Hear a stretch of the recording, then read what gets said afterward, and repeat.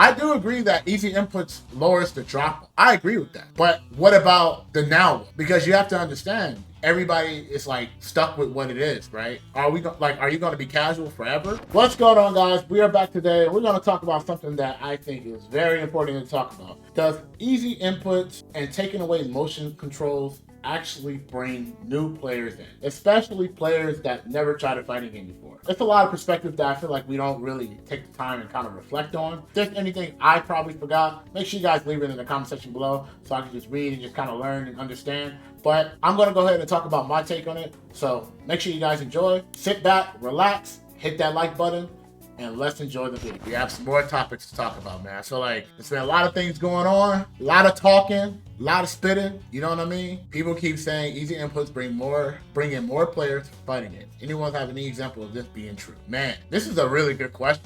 I think easy inputs or one-directional inputs of specials and things like that being a thing has actually helped a lot of people like get into fighting games and kind of like understand it. But that's really it. You know what I mean? Like, I feel like I don't know if they're trying to get the audience to try the fighting game, but I could tell you for sure that has definitely made a difference. It made people be like, sure, why not? Further than that, I'm not really sure. I'm not really entirely sure. What I think that is a cool thing that a lot of companies are doing, well, I would say not a lot, but you know, Street Fighter 6 is making a whole controller scheme for these audience players. And I think that's how you do things, right? Is that you have a core concept for a classic or whatever you want to call it, like the inputs, and then you have like other control schemes. I think the best way of dealing with this actually is how you call and word the controller scheme. If you call it like the casual controller scheme, people will be a little bit more discouraged of trying it. But something like modern controls, I think is a cool name to do it. Why? Because it doesn't make the person feel like, ha ha ha, you're casual, you're bad, blah, blah, blah, blah, blah. Just, nah.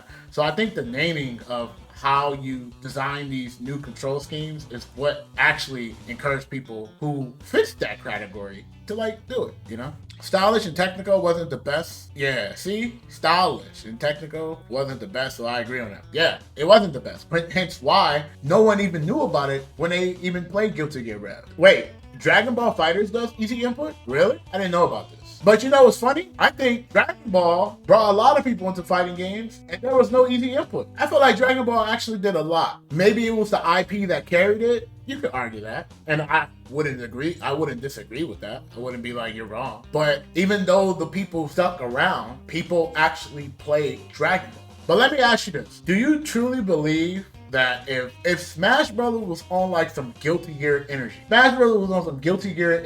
with like, do you think Smash Brothers would be popular still? Yes. Why? Because if you think of Smash Brothers, you look at Pikachu. Pikachu is iconic. Mario's iconic. Luigi's iconic. Kirby is iconic. Star Fox is iconic. Even the characters that are like clones are pretty iconic. All characters literally can carry themselves. What about making things easier like Strive did with the dash button? It's not easy input, but it sure did make the game input easier. So the problem is with things like that is I feel like companies naturally have to design around the dash button as a whole. And because you don't want a dash button to be absurdly good, they have to nerf it dramatically in like a lot of ways, which also nerfs options in fighting games.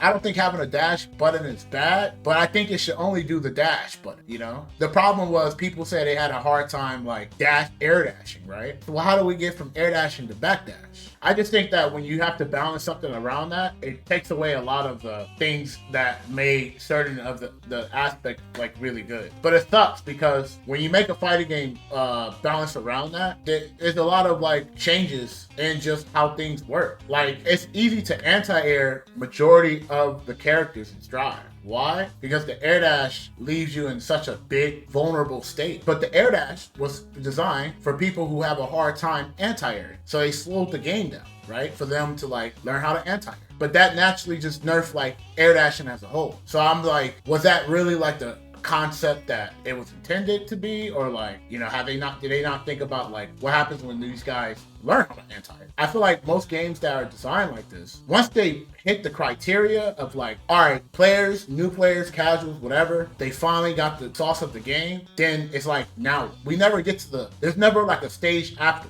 It's like they meet the criteria, and then that's it, right? And then we're just stuck with whatever we got, and it only gets worse, right? It doesn't get fun after that, so it sucks. Which is why I like how they added like dynamic controls. I like modern controls. I like things like that because, you know, it allows people to give the choice whether if they want to break out of the shell of learning things or not, you know? And if they don't want to, they don't have to. So it's like, I feel like they accomplished getting people to buy the game, but then like afterwards, it's like, well, they have to patch the game. So the people who are still playing it, it's more fun and exciting. I do agree that easy inputs lowers the drop. I agree with that. But what about the now one? Because you have to understand, everybody is like stuck with what it is, right? Are you going to be casual forever unless you choose to? But then is the game going to be designed for the people that are new the whole time, or is it going to become more fun and exciting for who? I think the reason why fighting games can't emulate that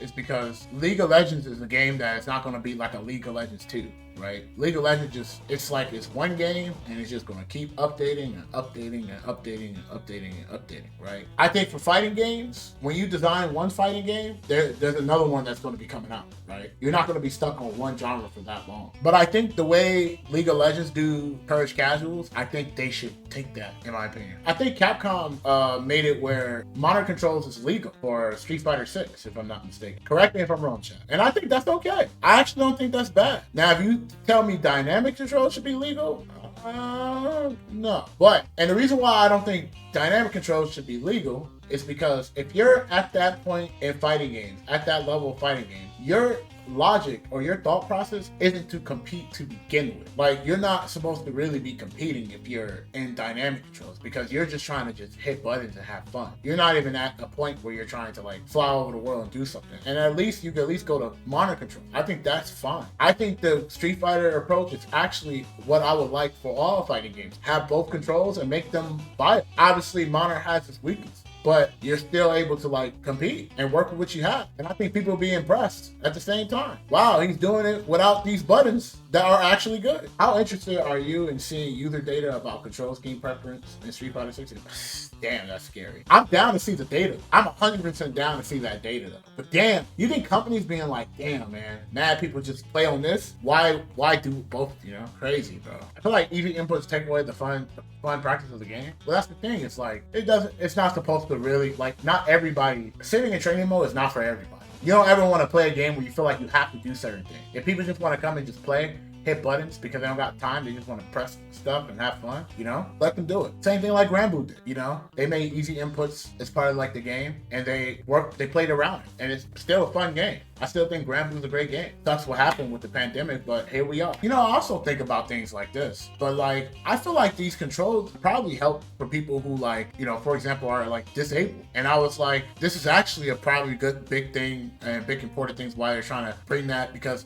and introduce and bring people from that audience, you know, people who are like blind and stuff like that. So I look at things like that as like, that also could play a huge factor. And, you know, I think moving forward, I think it's really important to acknowledge that those people actually exist if you're trying to go to a broader audience. So it makes a lot of sense. And I'm like, I like that, you know, and again, I'm totally all about having both like schemes as a thing, and I think it should be that way going forward, and it should be balanced around like those two inputs and things like that, so everybody is happy, right? I don't think a lot of people take the time to really think about it, because, you know, I'm grateful to be able to do what I can do. I have two hands and stuff like that, and, you know, I'm thankful and blessed that I can do that. But sometimes we forget of the privilege that we have to do so, you know. It is a privilege at the end of the day. So it is. So I think it's important that this becomes a standard, that it should be a part of the fighting game, but I don't think it should be the main theme of the fighting game, if that makes sense. You know what I mean? It should be, well, I guess that's the bad way of saying it, because it should be the main thing. But I'm saying that there should be multiple bars to be set for every, right? And it should be the main thing, but then there should be like the end game content, right? Whether if the player wants to do it or not, you beat the game, right? You beat the game. It was a great package, But then you have the choice if you want to do the end game content. And I think they should set that as like the theme of like all their fighting. Now you can get here, conquer this. Now, what do you want to do? You want to play something else? Or you just want to go around, just do what you're doing here? Or you want to do that end game content, right? You fight that boss with 5 trillion health, and you got to fight that boss for 3 days straight just to beat the boss. Boss fight is going to be me. I'm just going to be sitting there like biting and shit. Good evening.